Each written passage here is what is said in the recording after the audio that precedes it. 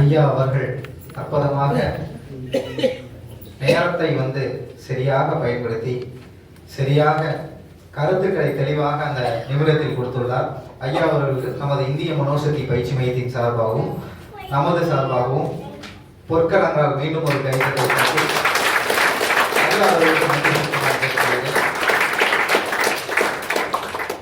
அவர் என்ன விஷயத்த சொன்னாரோ அந்த விஷயம் எல்லாம் பசுமரத்தானை போல், ஏன்னா குழந்தையா நம்ம மாறணும்னா பசுமரத்தானை போல் நம்ம மனசுல பதிச்சிடும். ஏன்னா எல்லாம் என்ன நினைப்பாங்க, 12வது முடிச்சிட்டோம், காலேஜ் முடிச்சிட்டோம், அதுக்கப்புறம் நம்ம கத்துக்க வேண்டியதுங்கிற விஷயம் எல்லாம் இல்லை. இன்னைக்கும் லேர்ன் பண்ணிட்டு இருக்கேன், இன்னைக்கும் நம்ம கத்துக்கிட்டு இருக்கேங்கிற ஒரு விஷயத்த ஐயா தொடர்ந்து என்ன சொன்னாங்கன்னா, நீங்க குழந்தையா மாறிடுங்க. குழந்தை தான் என்ன சொன்னா சொல்ற விஷயத்த அப்படியே கேட்டுக்கும். ஏன்னா அம்மா நம்மளுக்கு முதல் லாங்குவேஜ், அம்மா தான் நம்மளுக்கு சொல்லுவாங்க மொழி. அந்த மாதிரி ஐயா குழந்தையா நம்மளை மாத்தி நீங்க சொன்ன விஷயத்த அப்படியே உள்வாங்கினதுனால எல்லாம் மனதுக்குள் அசை போட்டுட்டு இருக்கிறதுனால உங்களுக்கு மீண்டும் ஒரு நன்றி சொல்லிவிட்டு, இந்த நிகழ்ச்சிக்கு மிகவும் ஆக்கமும் ஊக்கமும் கொடுத்து மற்றும் தற்போது சுதர்சன் ஐயா நம்ம ஆதி சோலார் சிஸ்டம் அவர்களுக்கு நம் அன்பு ஐயா அனந்தராமன் ஐயா அவர்கள் பொன்னாடை அணிவித்து அவர்களை கௌரவிப்பாராக. சுதர்சன் ஐயா அவர்களுக்கு அனந்தராமன் ஐயா அவர்கள் பொன்னாடை அணிவித்து சிறப்பு செய்வார்களா. ஏன் இந்த சுதர்சன் சாருங்கிறது யார் அப்படின்னா, நம்ம முதல் நிகழ்ச்சி தொடர்ந்தப்போ இந்திய மனோசக்தி பயிற்சி மையத்தில் முதலாவதாக மெம்பர்ஷிப் ஆகி அறிமுகமான ஐயா சுதர்சன் ஐயா அவர்களுக்கு கோடான கோட நன்றி. ஏன்னா இந்த நிகழ்ச்சி தொடர்ந்து நடைபெறுவதற்கு ஐயா மிகுந்த ஆக்கமும் ஊக்கமும் அளித்திருக்காரு. நீங்க நிகழ்ச்சி தொடர்ந்து நடத்துங்க அப்படின்னு நீங்களும் கடவுள் தான் ஐயா. இந்த நிகழ்ச்சியை ரொம்ப நன்றிங்க சுதர்சன் ஐயா. சுதர்சன் ஐயாவுக்கு மிகவும் ஆக்கம் ஊக்கமா இருக்கும். சகோதரி அவர்கள் மேடை வருமாறு பணிபுரிவோர் கேட்டுக்கொள்கிறோம்.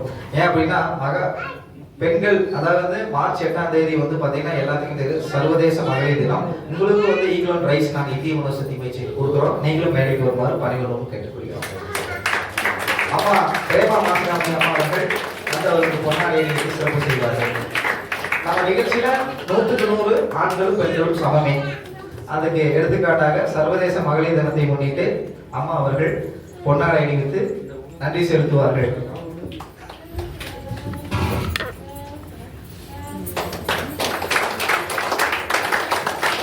சகோதரி அவர்களுக்கு மனமார்ந்த நன்றி.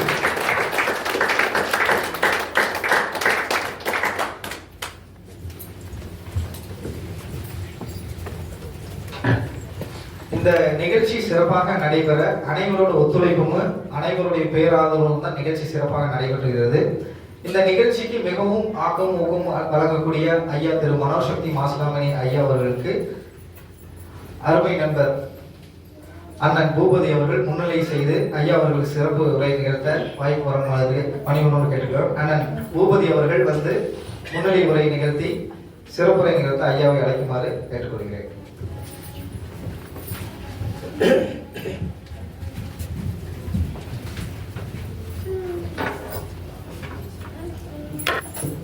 அனைவருக்கும் வணக்கம். கனவு மெய்ப்பட வேண்டும், கைவசம் ஆவது விரைவில் வேண்டும், தனமும் இன்பமும் வேண்டும், தரணியிலே பெருமை வேண்டும் என்ற பாரதியின் வரிகள் கூறியது போல எந்த ஒரு செயலையும் தன்னம்பிக்கையுடனும் உற்சாகத்துடனும் பல இளைஞர்களுக்கு தந்து அவர்கள் வெற்றி பாதையில் வழிநடத்தி செல்பவர். பிரபஞ்ச சக்தி பெறுவது எப்படி? ஆழ்மன கட்டளை மூலம் நினைத்ததை அடைவது எப்படி? மனம் என்னும் ஆழ்கடல் செல்வந்தராக்கும் சேமிப்பு ரகசியம். மனதை ஒருமுகப்படுத்துவது எப்படி? எதிர்மறை எண்ணங்களை நேர்மறையாக மாற்றுவது எப்படி? எண்ணத்தையும் வலிமையும் வார்த்தையின் வலிமையும் தன்னம்பிக்கை போல் மாற்றுவது எப்படி என்று பல மேடை பேச்சுகளை தன்னம்பிக்கையுடன் பேசியவர் எங்கள் ஆசான். மனோசக்தியே மாபெரும் சக்தி, வெற்றியின் விதைகள் என்ற சிறந்த புத்தகங்களை படைத்தவர். சாதனை பேச்சாளர், தன்னம்பிக்கை நாயகன் ஐயா திரு ஹானரபிள் டாக்டர் மனோசக்தி மாசிலாமணி ஐயா அவர்களை நீங்களும் கடவுள்தான் என்ற சிறப்புரையாற்ற உங்கள் அனைவரும் சார்பாக பெரும் மதிப்பிற்கு உடன் அழைக்கிறேன்.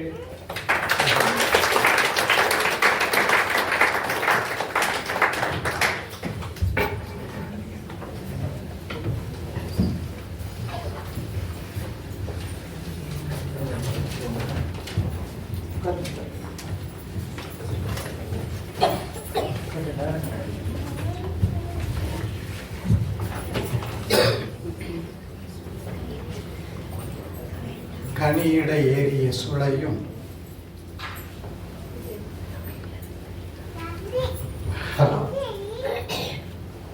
கனியிட ஏறிய சுளையும் முற்றல் கழையிட ஏறிய சாரும் பனிமலர் ஏறிய தேனும் காட்சி பாகிட ஏறிய சுவையும் நனி பசு பொழியும் பாலும் தென்னை நல்கிய குளிரிட நீரும் இனியன என்பேன் எனினும் தமிழை என் உயிர் என்பேன்.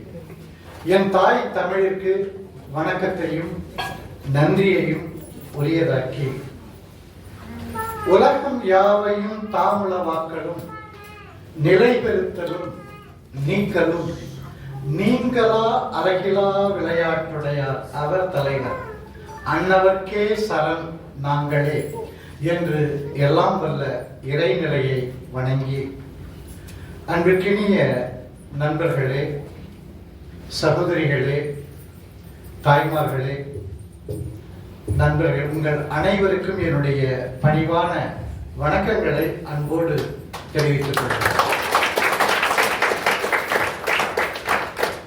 எங்களுடைய அழைப்பை ஏற்று திரளாக வருகை புரிந்திருக்கிறீர்கள். உங்களுக்கு முதற்கண் என்னுடைய நன்றியை உரியதாக்கிக் கொள்கிறேன். வருகிற அடுத்த ஒரு 1.5 மணி நேரத்திற்கு நல்ல விஷயங்களை, இதுவரை அறியாத சில செய்திகளை கூட அறிந்து கொள்ளக்கூடிய ஒரு நேரமாக அதை நாம் மாற்றிக்கொள்வோம், மாற்ற இருக்கின்றோம். இன்றைக்கு இங்கே எங்களுடைய அழைப்பை ஏற்று வருகை புரிந்திருக்கிற சிறப்பு விருந்தினர் திரு MS அனந்தராமன் அவர்கள் அற்புதமாக, மிக அழகாக கருத்துக்களை இங்கே எடுத்து சொன்னார். நிறைய கருத்துக்களை அவர் அங்க சொன்னாரு. அதுல தியானம்னா என்ன, பிரார்த்தனைனா என்ன? பிரார்த்தனை என்பது இறைவனோடு நாம் பேசுவது, தியானம் என்பது இறைவன் நம்மோடு பேசுவது. இதை நாம புரிஞ்சுக்கணும், இந்த வித்தியாசத்தை நாம புரிஞ்சுக்கணும்.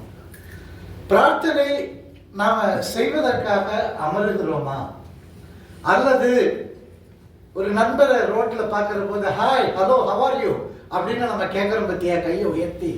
அந்த மாதிரி கற்பூர ஆரத்தியை காட்டுகிற போது மாத்திரம் கையை அப்படியே உயர்த்தி கும்பிட்டு விட்டு அந்த சில வினாடிகள் அல்லது சில நிமிடங்கள், அதோட நம்ம என்ன செய்யறோம், முடிஞ்சது, என்னோட பிரார்த்தனை முடிந்தது அப்படின்னு நாம நினைக்கிறோம்.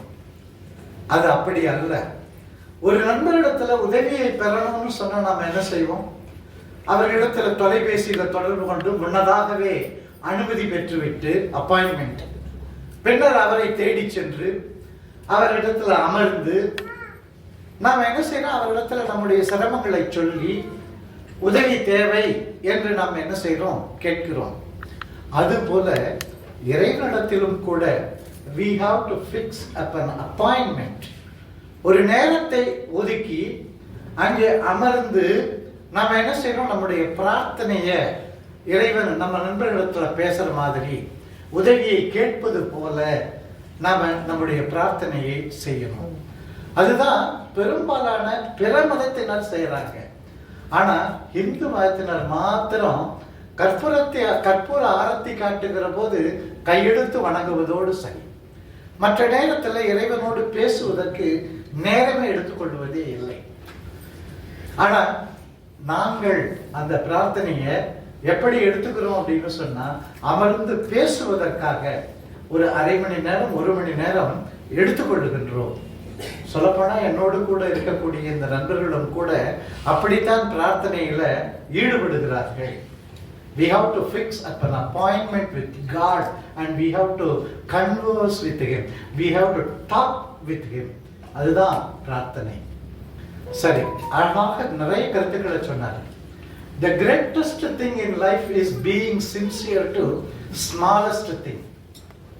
அந்த கருத்து கூட எனக்கு ரொம்ப பிடிச்சிருந்தது. The greatest thing in life is being sincere to smallest things. அவர் என்ன சொன்னாரு, if you do the smallest things in a right way, the greatest things will come to us அப்படிங்கிற ஒரு கருத்து அவர் சொன்னாரு. அதுதான் இப்படி மாற்றி சொல்லப்படுகிறது. The greatest thing in life is being sincere to smallest things. இன்னொரு இடத்துல ஒரு கருத்து சொன்னாரு, பஞ்சபூதங்களை கூட நம்முடைய கட்டுப்பாட்டுக்குள்ள கொண்டு வர முடியும் அப்படிங்கிற ஒரு கருத்து சொன்னாரு. நீங்களும் கடவுள் தான் அப்படிங்கிறதுக்கு அந்த கருத்தை அவர் வைத்தார். உண்மைதான். நான் என்ன சொல்லுவேன் அப்படின்னு சொன்னா, மனோவசியம் ஆனவனுக்கு ஜீவவசியமாகும், ஜீவவசியம் ஆனவனுக்கு ஜகவசியமாகும், ஜகவசியம் ஆனவனுக்கு பரவசியமாகும். இது ஒரு 3 வாக்கியங்கள் தான் நம்ம மனசுல நிறுத்த வேண்டிய வாக்கியங்கள். மனோவசியம் ஆனவனுக்கு ஜீவவசியமாகும் அப்படின்னா என்ன அர்த்தம்? எவன் ஒருவன் தன்னுடைய மனதை கட்டுப்பாட்டுக்குள் வைத்திருக்கிறானோ அவனாலதான் மற்ற மனிதர்களை, மற்ற ஜீவன்களை, மற்ற உயிர்களை கட்டுப்பாட்டுக்குள் கொண்டு வர முடியும். தானே தான்றோண்டித்தனமாக இருக்கிற போது, தானே கட்டுப்பாடு இல்லாமல், ஒரு ஒழுங்கு இல்லாமல் அலைகிற பொழுது நம்மால மற்றவர்களை கட்டுப்பாட்டுக்குள்ள கொண்டு வர முடியுமா? முடியவே முடியாது. அதனாலதான் மனோவசியமானவனுக்கு ஜீவவசியமாகும், எல்லா உயிர்களும் வசியமாகும். ஜீவவசியமானவனுக்கு ஜகவசியமாகும், இந்த உலகம், இந்த பிரபஞ்சமே வசியமாகும். ஜகவசியமானவனுக்கு பரவசியமாகும், பரம்பொருள் வசியமாகும். அப்ப என்ன? பரம்பொருள், இயற்கை எல்லாமே கட்டுப்படும். அப்ப நம்மை நாம் முதலில் கட்டுப்பாட்டுக்குள் வைத்திருக்கிறோமா? நம்ம மனதை கட்டுப்பாட்டுக்குள்ள வைத்திருக்கிறோமா? ஒரு கருத்தை சொன்னாரு, சுவாசத்தை கட்டுப்படுத்தினா என்று ஒரு கருத்தை சொன்னாரு. உண்மைதான். பிராணாயாமம் அப்படிங்கிறது எதுக்காக சொல்லப்பட்டிருக்கு அப்படின்னு சொன்னா, வாயு வேகம் மனோவேகம் என்று ஒரு வார்த்தை நம்முடைய சமுதாயத்துல சொல்லிட்டு இருப்பாங்க. அந்த வாயு வேகம் மனோவேகம் அப்படிங்கிறது என்ன அப்படின்னா, உங்களுடைய மூச்சின் வேகம் தான் உங்களுடைய மனதினுடைய வேகம். மூச்சின் வேகத்தை கட்டுப்பாட்டுக்குள் கொண்டு வந்தால் மனதினுடைய வேகத்தை நம்மால கட்டுப்படுத்த முடியும். மனதை கட்டுப்படுத்தினால் இந்த பிரபஞ்சத்தை கட்டுப்படுத்தலாம். பல நேரங்களில் திருவள்ளுவருடைய ஒரு திருக்குறள் எனக்கு அது சரியாக பொருள் சொல்லப்பட்டதா அல்லது சரியாக பொருள் சொல்லுவதற்கு அறிஞர்கள் மத்தியில அச்சம் நிலவுகிறதா,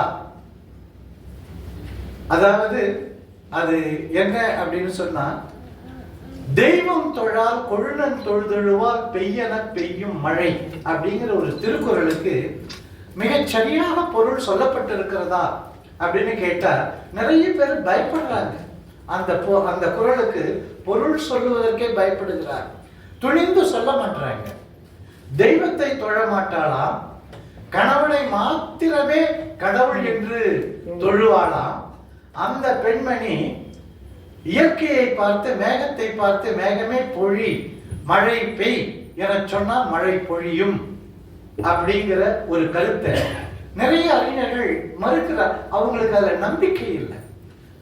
ஆனா அது மிகப்பெரிய ஒரு செய்தி, மிகப்பெரிய கற்பு அப்படிங்கிறத மனசுல வச்சு பார்த்தா, நான் அதை விளக்கம் சொன்ன போனா இன்னும் நேரம் அதிகமாகும். ஆனா அந்த திருக்குறளுக்கான விளக்கத்தை நாம தனிப்பட்ட முறையில பார்க்கலாம். இன்றைக்கு எங்களுடைய அழைப்பை ஏற்று இங்க வருகை புரிந்திருக்கின்ற ஓய்வு பெற்ற தமிழ் பேராசிரியர் கணேசன் அவர்கள், திரு கிருஷ்ண பிரசாத் லயன்ஸ் கிளப் அவர்கள், அப்புறம் அமிர்த் யாத்திரி அப்படின்னு சொல்லி பெயர் கொண்ட நம்முடைய ஓஷோ ராஜேந்திரன் அவர்கள், இன்னும் நிறைய பேர் இங்க வந்திருக்கீங்க. எங்களுடைய அழைப்பை ஏற்று உங்கள் அனைவருக்கும் என்னுடைய வணக்கங்களை மீண்டும் சூலூர்ல இருந்து இசைஞர் திரு செந்தில் அவர்கள் இங்க வரவேற்கிறார். உங்கள் எல்லாருக்கும் என்னுடைய வணக்கங்களை மீண்டும் சொல்லி இன்றைய நிகழ்வுக்குள்ள நாம போகலாம்.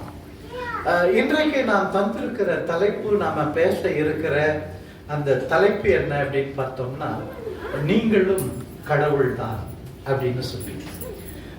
இது எப்படி நான் கடவுளா ஆக முடியுமா, நான் கடவுள் எப்படி அப்படின்னு சொல்லி.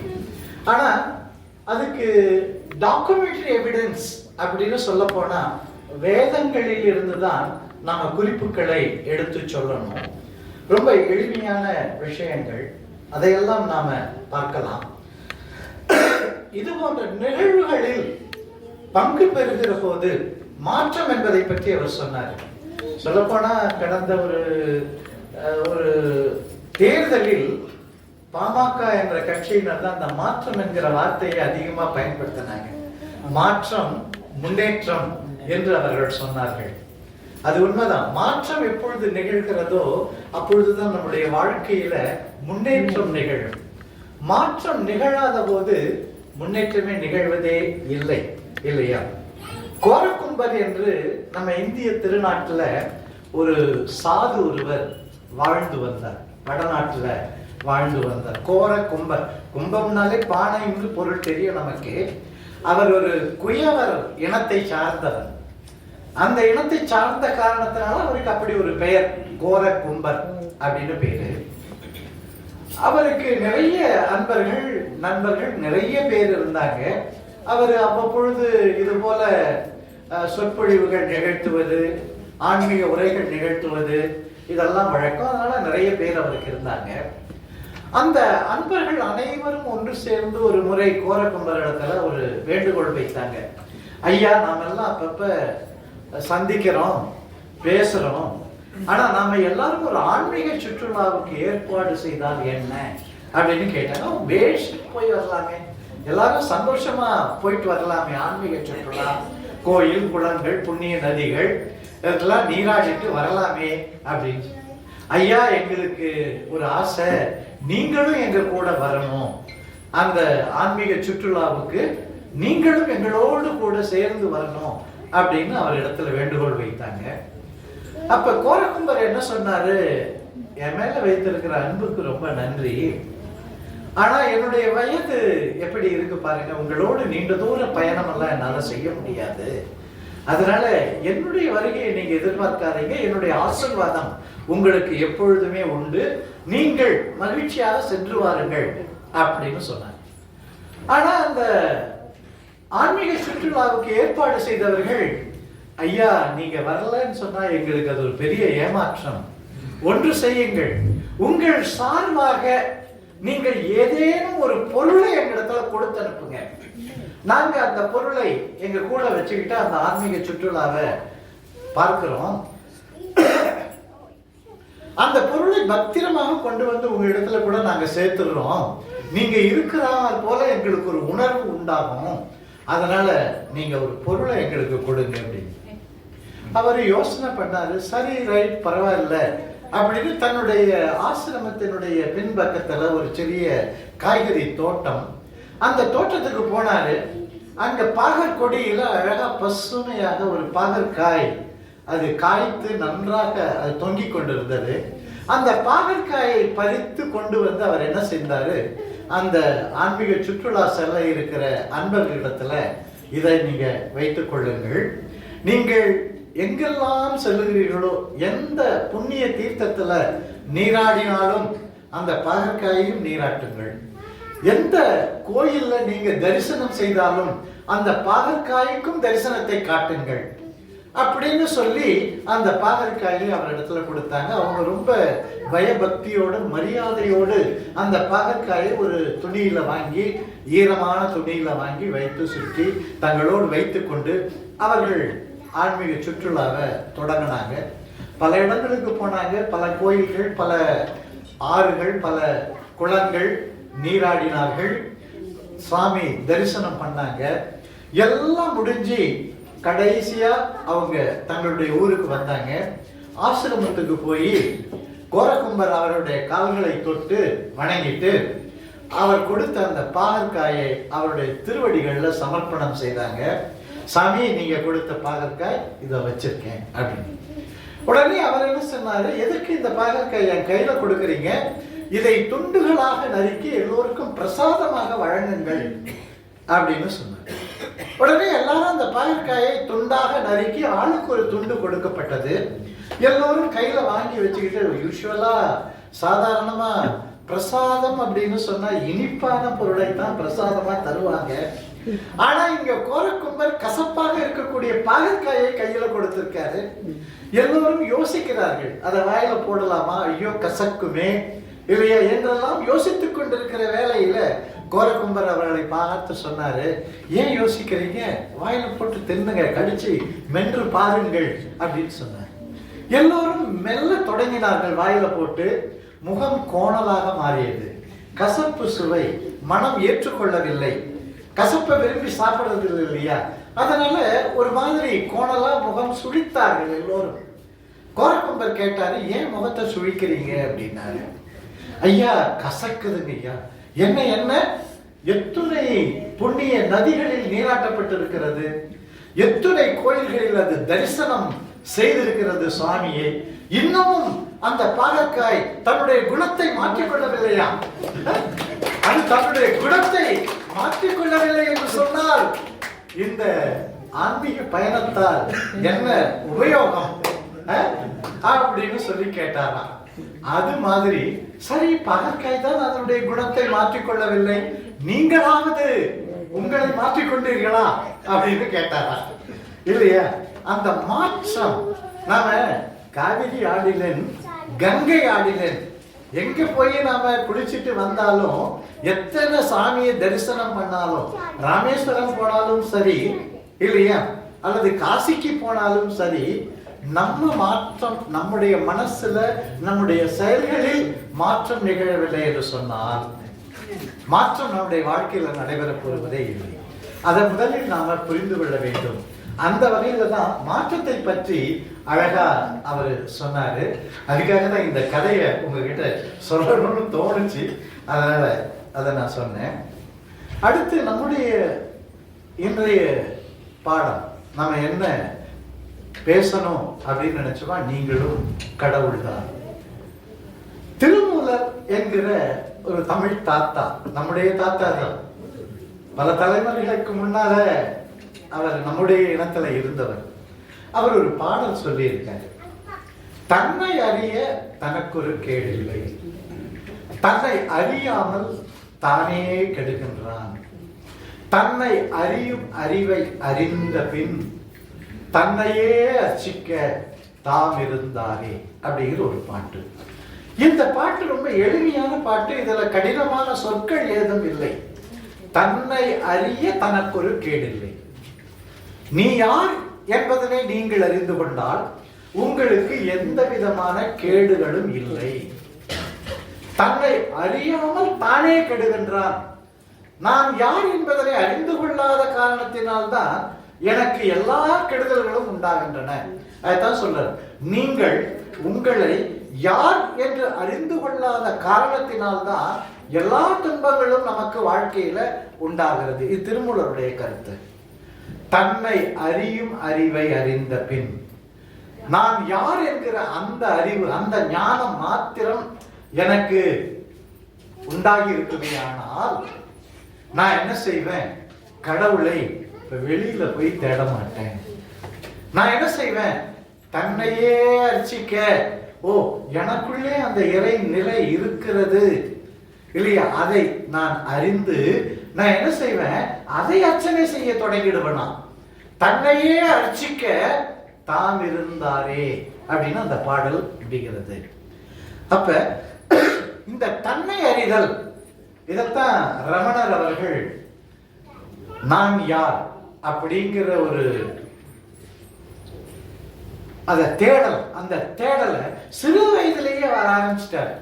நான் யார் அப்படிங்கிறது ரமனுடைய சரித்திரம் முழுவதையும் நம்ம பார்க்கிற போது அங்க நான் யார் என்கிற அந்த தேடலுக்கான விடையைத்தான் நாம் அவருடைய சரித்திரத்துல பார்க்க முடியும். அப்ப இங்கும் கூட நான் யார் என்கிற அந்த தேடல் தான் தன்னை. அப்ப நான், அந்த நான் என்பது என்னது, ஐ ஆம் அப்படின்னு சொல்றோம் இல்லையா ஆங்கிலத்துல, அது எது, அதைத்தான் நாம இங்க பார்க்க இருக்கின்றோம். அந்த நான், இப்ப உதாரணமா நான் அப்படின்னு சொல்லி கேட்டா நீங்க யாருங்க அப்படின்னு சொல்லி என்ன யாராவது வந்து, நான் உடனே என்ன செய்யறேன், கைகளை குளிக்க நான் மாசிலாமணி அப்படின்னு சொல்றேன். அதுக்கு மேல ஒரு தகவல், நான் சூலூர்ல வசிக்கிறேன். அதுக்கு மேல ஒரு தகவல், நான் படித்திருக்கிறேன், என்ன படித்திருக்கிறேன், என்னுடைய கல்வி தகுதி, அதை நான் சொல்லுவேன். அதற்கு மேல நான் என்ன தொழில் செய்கிறேன், நான் என்ன சம்பாதிக்கிறேன். அதற்கு மேலாக எனக்கு என்ன சொத்து சொத்துக்கள் இருக்கின்றன, என்னுடைய உறவுகள் யாரு, என் கூட பிறந்தவங்க யாரு. சரி, இப்படித்தான் நாம் நம்மை பற்றி நான் யார் அப்படின்னு கேட்டா என்னுடைய கல்வி தகுதி, என்னுடைய செல்வம், நான் செய்யற தொழில், என்னுடைய உறவுகள், என்னுடைய நண்பர்கள், இதை பற்றித்தான் நாம சொல்லிக்கொண்டே இருக்கிறோம். ஆனால் இந்த நான் என்பது இவற்றையெல்லாம் கடந்த ஒன்றாக நாம் அதை புரிந்து கொள்ள வேண்டும். கடந்த ஒன்று அதுதான். அதுக்கு ஒரு உதாரணம் சொன்னோம்னா, நான் என்பது இந்த உடலா அப்படின்னு ஒரு கேள்வி கேட்கலாம். நான் என்பது இந்த உடலா, இதற்கு நீங்க என்ன பதில் சொல்லுவீங்க? இந்த உடலாகத்தான் நீங்கள் இருக்கிறீர்களா? நீங்கள் என்பது உங்களுடைய உடல் தானா? இல்லை. என்ன கேட்டா நான் தான் மாசிலாமணி அப்படின்னு சொன்னா இந்த உடம்பு தான் மாசிலாமணியா அப்படின்னா இல்லை. பல நேரங்கள்ல நம்ம ஊர்ப்புறத்துல யாராயிலும் மரணம் அடைந்து விட்டால், ஒரு ராமசாமின்னு ஒருத்தர் இருக்காருன்னு வைங்களேன், அந்த ராமசாமி மரணம் அடைந்திருந்தால் யாராவது போய் தகவல் சொல்ற போது, எங்க உங்களுக்கு விஷயம் தெரியாதா, ராமசாமி போயிட்டாருங்க அப்படின்னு சொல்றாங்க. ராமசாமி போயிட்டாரு அப்படின்னு சொல்றாங்களேன்னு சொல்லிட்டு அவர் நமக்கு அறிந்தவர் ஆயிடுச்சு. அவங்க வீட்டுல போயிட்டு அந்த மரண வீட்டுல கொஞ்சம் ஆறுதலாக அல்லது ஒரு பண்பாட்டின் அடிப்படையில நாம அதற்கு போகணும் அப்படின்னு சொல்லி அங்க போனா ராமசாமி என்பவருடைய உடல் அங்கே கிடத்தப்பட்டு இருக்கும். ராமசாமியுடைய உடல் கிடத்தப்பட்டு இருந்தாலும் நாம் என்ன சொல்றோம்? ராமசாமி போயிட்டாருங்க அப்படின்னு சொல்றோம். அப்ப இதுல இருந்து நமக்கு என்ன தெரியுதுன்னா, இந்த உடல் ராமசாமி அல்ல, அந்த உடலுள் இருந்த ஒரு உயிர் அல்லது ஆன்மா, அதைத்தான் நாம ராமசாமி அப்படின்னு நாம சொல்றோம். இது பொதுவா எல்லா இடத்துலயும் இருக்கு. ஆனா எல்லா நேரங்களிலும் நான் என்பது இந்த உடல் என்கிற உணர்வோடு தான் நாம வாழ்ந்து கொண்டிருக்கின்றோம். அந்த உணர்வை நாம மாற்றணும். நான் இந்த உடல் அல்ல. அப்ப நான் யார் அப்படின்னு ஒரு கேள்வி கேட்டா, நான் ஒரு ஆன்மா அப்படின்னு உணரணும். ஐ ஆம் சோல், அதுதான் நாம சொல்லணும். ஐ ஆம் சோல், IAS அப்படின்னு அதை சுருக்கமா கூட நாம மனசுல வச்சுக்கலாம். ஐ ஆம் சோல், நான் ஒரு ஆன்மா. இப்ப இந்த ஆன்மா என்பது அழியக்கூடிய ஒன்றா அழியாத ஒன்றா அப்படின்னு நாம பார்த்தோம்னா, இந்த ஆன்மா என்பது எங்கிருந்து வந்தது? இந்த உயிர் அப்படின்னு சொல்றோம் இல்லையா, இந்த ஆன்மா எங்கிருந்து வந்தது? நாம எல்லாருக்கும் தெரியும், இறைவனை பரமான்மா, பரமாத்மா என்கிற ஒரு சொல்லால நாம் அழைக்கின்றோம். அந்த பரமாத்மாவினுடைய, பரமாத்மா என்பது ஒரு முழுமை, டோட்டாலிட்டி அப்படின்னு நம்ம சொல்லலாம். அதிலிருந்து வந்த ஒரு சிறு கூறு, ஒரு பகுதி, அதுதான் இந்த ஜீவ ஆன்மாவாக நம்முள் இருக்கின்றது. அந்த ஜீவ ஆத்மா அப்படின்னு சொல்றோம் இல்லையா, இது பின்னப்பட்டது அப்படின்னு சொல்லலாம். It's a fraction. பின்னப்பட்டது அப்படின்னா fraction அப்படிங்கிற அர்த்தத்துல நான் சொல்றேன். அப்ப பரமாத்மா என்பது டோட்டாலிட்டி அப்படின்னு சொன்னா, ஜீவாத்மா என்பது fraction of that totality. அந்த டோட்டாலிட்டியினுடைய ஒரு fraction தான் நம்முள் இந்த ஆன்மா இருக்கு. இப்ப இந்த ஆன்மா அப்படிங்கிறத எந்த வகையில நாம நிரூபணம் செய்ய முடியும்? நிரூபணம் செய்வது எப்படி? அப்ப இதற்கு நாம எதை நம்பி இருக்கிறோம் அப்படின்னு சொன்னா, நம்முடைய ஸ்கிரிப்சர்ஸ் என்று சொல்லக்கூடிய வேதங்களினுடைய சில சொற்களைத்தான், சில வாசகங்களைத்தான், வாக்கியங்களைத்தான் நாம நம்பி இருக்க வேண்டியிருக்கு. அந்த வேதங்களினுடைய வாக்கியங்கள் என்ன, அதை பற்றி தான் நாம இப்ப பார்க்க போகின்றோம். ஒரு வேடிக்கையான கதை ஒன்று. ஒரு முறை நாரதர் வான வீதியில, நாரதர் என்பது உங்களுக்கு தெரியும், நம்ம ஹிந்து புராணங்கள்ல, இதிகாசங்கள்ல ஒரு வருகிற ஒரு பாத்திரம், ஒரு கேரக்டர் நாரதர். அவர் திரிலோக சஞ்சாரி அப்படின்னு அவருக்கு பெயர். அவர் 3 லோகங்களையும் பயணம் செய்து பார்க்கக்கூடிய ஒருவர். அந்த திரிலோக சஞ்சாரியாக இருக்கிற நாரதர் ஒரு முறை வான வீதியில பயணம் போய்கொண்டே இருக்கின்றார். அப்படி பயணம் போகிற போது அவர் இந்த பூமியை பார்க்கிறார். இந்த பூமி பந்தின் மீது ஒரு நகரத்துல ஒரு பெரிய கோயில், அந்த கோயிலினுடைய கோபுரம் அவருடைய கண்களுக்கு படுகிறது. நாரதருக்கு வான வீதியில பயணம் செய்து கொண்டிருக்கிற நாரதருக்கு ஒரு கோயிலினுடைய கோபுரம் கண்களில் படுகிறது. உடனே அவருக்கு ரொம்ப பக்தியோட, அவர் எப்பொழுதும் நாராயணனை பெயரையே உச்சரித்துக் கொண்டிருப்பவர், நாராயணா நாராயணா என்று சொல்லிக்கொண்டே இருப்பார். ஆகவே அவர் என்ன செய்யறாரு, இந்த கோயிலின் கோபுரத்தை பார்த்த மாத்திரத்துல அவருக்கு பக்தி மேலிட்டது. உடனே சற்று கூர்ந்து அந்த கோபுரத்தை பார்க்க தொடங்கினார். அப்பொழுது அவருடைய கண்களில் கோபுரத்தின் உச்சியில யாரோ ஒருவர் அமர்ந்திருப்பது போல ஒரு காட்சி அவருடைய கண்களுக்கு தெரிந்தது.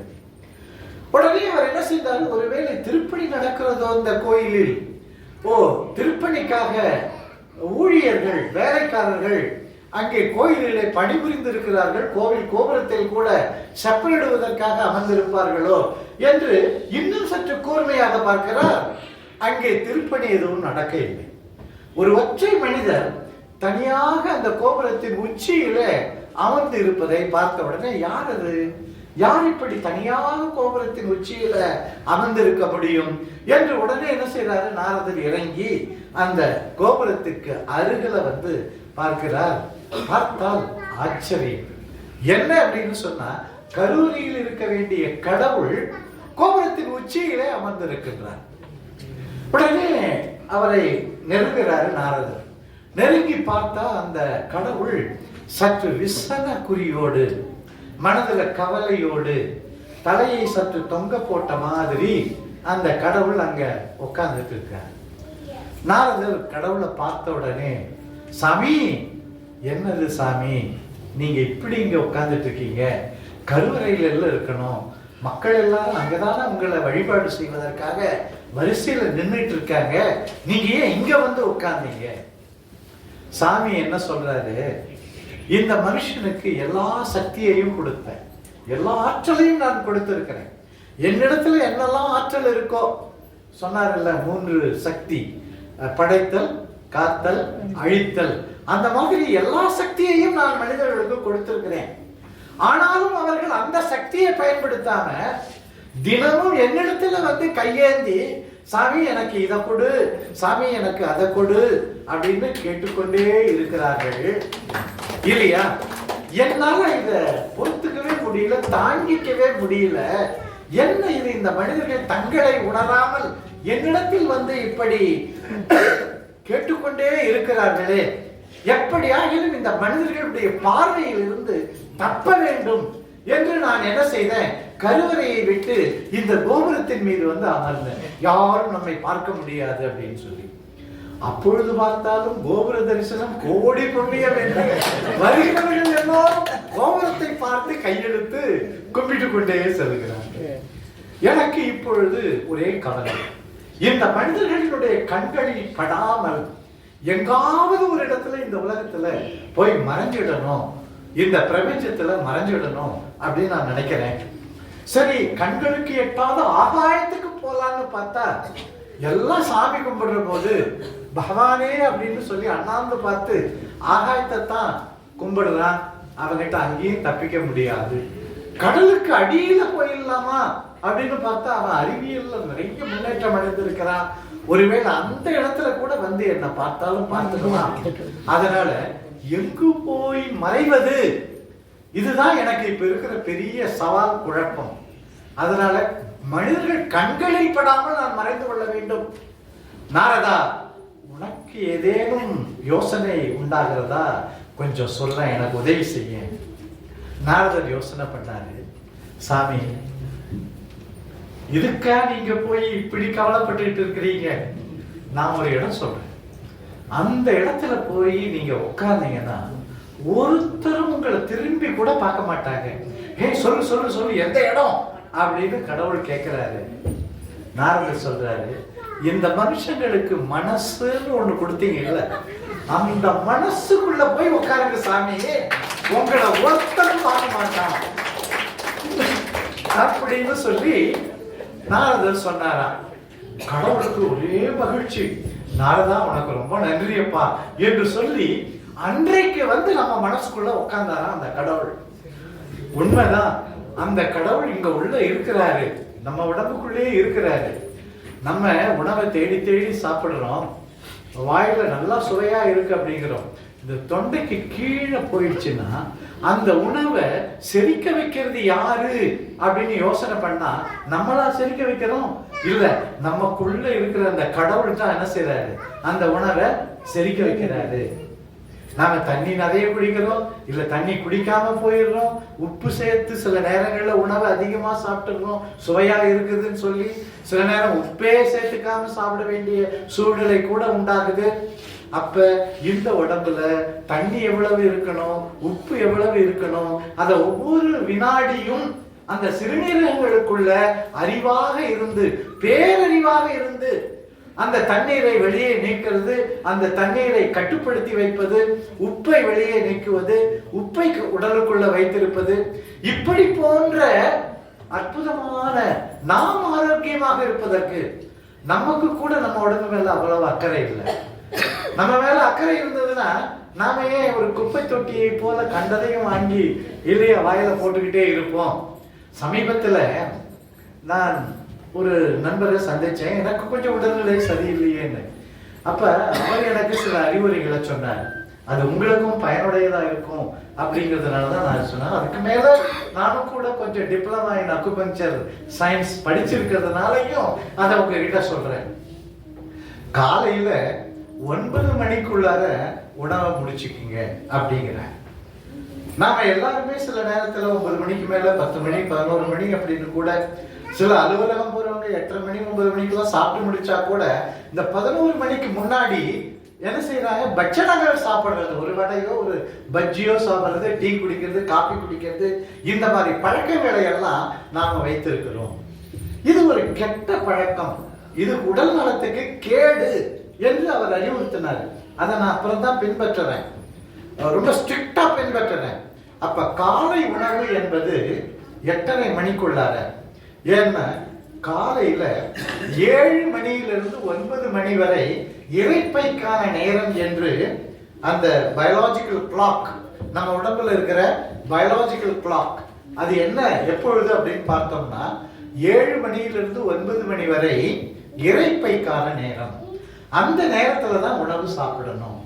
7 மணிக்கு மேல எப்ப வேணாலும் சாப்பிடலாம், 9 மணிக்குள்ளார சாப்பிட்டு. அப்ப 8:30 மணி 8 மணி 8:30 மணி அப்படிங்கிறது சரியான நேரமாக இருக்கும். இந்த 9 மணியிலிருந்து 11 மணி வரை மண்ணீரலுக்கான நேரம் என்று சொல்லுகிறார்கள் அறிவியல்ல. அப்ப எந்த உணவையும் சொல்ல போனா எச்சிலை கூட நீங்கள் விழுங்காதீர்கள் அப்படின்னு சொல்றாங்க. அப்ப 9 மணியிலிருந்து 11 மணி வரை நாம எந்த உணவையும் உண்ணக்கூடாது. அத டோட்டலி நாம என்ன செய்யணும், ரெஸ்ட் கொடுத்துடணும். இது மண்ணீரலுக்கான நேரம். இந்த 11 மணியிலிருந்து 1 மணி வரை இதயத்திற்கான நேரம் சொல்றாங்க. அந்த மாதிரி பயாலஜிக்கல் கிளாக். அப்ப அந்த நேரத்துல நாம மற்ற வேலைகளை எல்லாம் செய்யறோம், ஆனா இருதயத்திற்கான நேரம் அது பல நேரங்கள்ல இந்த ஹார்ட் அட்டாக் இதெல்லாம் வர்றது கூட இந்த நேரத்துல தான் வருது அப்படின்னு சொல்றாங்க. அந்த 11 மணியிலிருந்து 1 மணி வரை அப்படின்னு சொல்லிட்டு, இந்த 1 மணியிலிருந்து 3 மணி வரை இதய மேலுறை, பெரிகார்டியம் என்று ஒரு இதய மேலுறை இருக்கிறது, அதற்கான நேரம் என்று சொல்லுகிறார்கள். அந்த 3 மணியிலிருந்து 5 மணி வரை சிறுநீரகத்திற்கான நேரம் என்று சொல்லுகிறார்கள். இப்படி ஒவ்வொன்றுத்துக்கும் காலம் வைத்திருக்கிறார்கள். ஒரு முக்கியமான ஒன்று என்ன அப்படின்னு சொன்னா, இரவு 11 மணியிலிருந்து 1 மணி வரை கல்லீரலுக்கான நேரம், 1 மணியிலிருந்து 3 மணி வரை பித்தப்பைக்கான நேரம் என்று சொல்லுகிறார்கள். இந்த கல்லீரல் என்பதுதான் நம்முடைய உடலில் இருக்கக்கூடிய அழுக்குகளை எல்லாம் வெளியே நீக்கக்கூடிய ஒரு உறுப்பு. அப்ப கல்லீரல் நன்றாக வேலை செஞ்சாதான் கழிவு நீக்கம் நடைபெறும். கழிவு நீக்கம் ஏற்பட்டால்தான் அது நமக்கு நோய்களை வராமல் தடுக்கும். கழிவு தேக்கம் தான் நோய், கழிவு நீக்கம் தான் குணம், உடல் நலம். கழிவு தேக்கம் தான் நோய் என்று வரையறை செய்கிறார்கள். அப்ப நாம என்ன செய்யறோம், 11 மணியிலிருந்து காலை 3 மணி வரை கட்டாயமாக உறக்கத்தில் இருக்க வேண்டிய ஒரு நேரம் என்று சொல்லுகிறார்கள். 3 மணியிலிருந்து 5 மணி வரை நுரையீரலுக்கான நேரம், 5 மணியிலிருந்து 7 மணி வரை பெருங்குடலுக்கான நேரம் என்று சொல்லுகிறார்கள். மலம் கழிக்க வேண்டிய நேரம் இந்த 5 மணியிலிருந்து 7 மணி வரை அப்படின்னு சொல்றாங்க. பெருங்குடலுக்கான நேரம் என்று சொல்லுகிறார். இப்படித்தான் இந்த நேரம். இதை நாம பின்பற்றினா நாம ஆரோக்கியமாக இருக்க முடியும் என்கிற குறிப்பை இடையில நான் இடைச்செருகலாக உங்களுக்கு நான் சொல்றேன். இப்ப நம்முடைய தலைப்புக்கு நாம மீண்டும் வருவோம். இப்ப கடவுள் எங்கே இருக்கிறார்? இதைத்தான் திருமூலர் உள்ளம் பெருங்கோயில் ஊர் உடம்பு ஆலயம் வள்ளல் பிரானாருக்கு வாய்கோபுர வாசல் தெள்ள தெளிந்தார்க்கு ஜீவன் சிவலிங்கம் கள்ள புலன் 5 காளா மணிவிளக்கே என்று திருமூலர் நமக்கு சொல்றாரு. உடம்பினை முன்னம் இழுக்கென்று இருந்தேன், உடம்பினுக்குள்ளே ஒரு பொருள் கண்டேன். அவர் சொல்றாரு, முதல்ல நான் உடம்ப கேவலமா தான் நினைச்சேன். ஏன்னா ஒரு பக்கம் சளி வருது, ஒரு பக்கம் பீளை வருது, ஒரு பக்கம் குறும்பி வருது, ஒரு பக்கம் கோழை வருது, ஒரு பக்கம் மலம் வருது, ஒரு பக்கம் ஜலம் வருது, ஒரு பக்கம் வியர்வை வருது. இப்படி எங்க பார்த்தாலும் அழுக்காவே வந்துகிட்டு இருக்கு.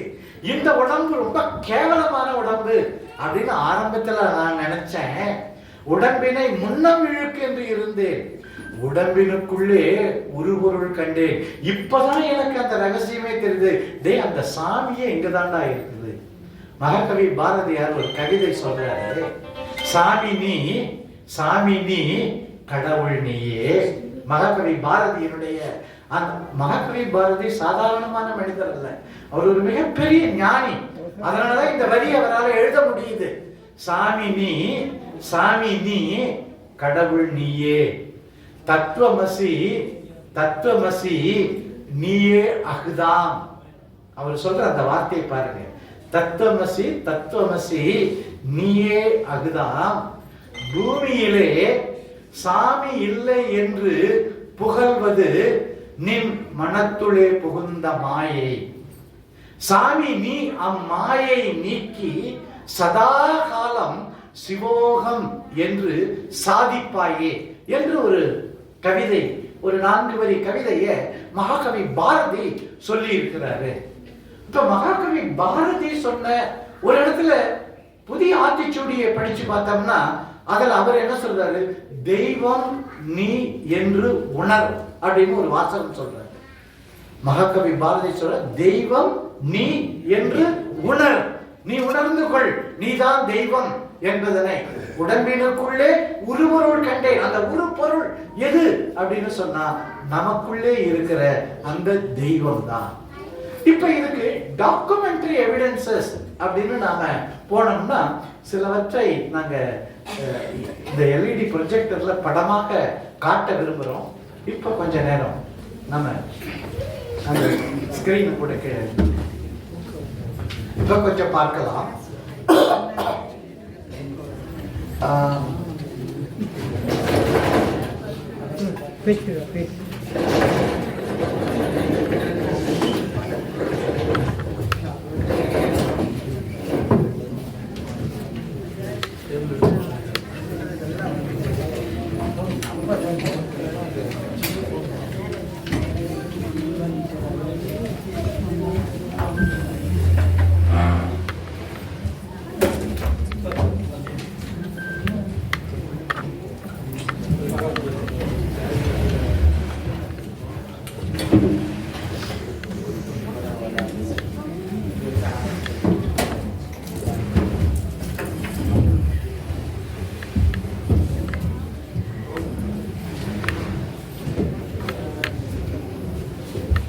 ஆன் பண்ணிட்டீங்களா?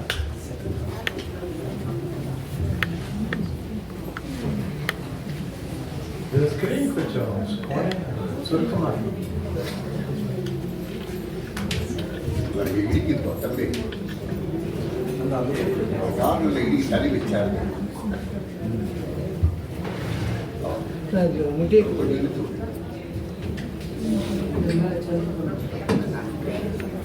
அவ்வளவுதான், வேற வழி அவ்வளவுதான்.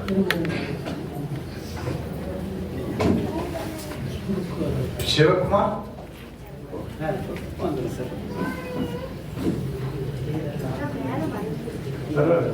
பரவாயில்ல.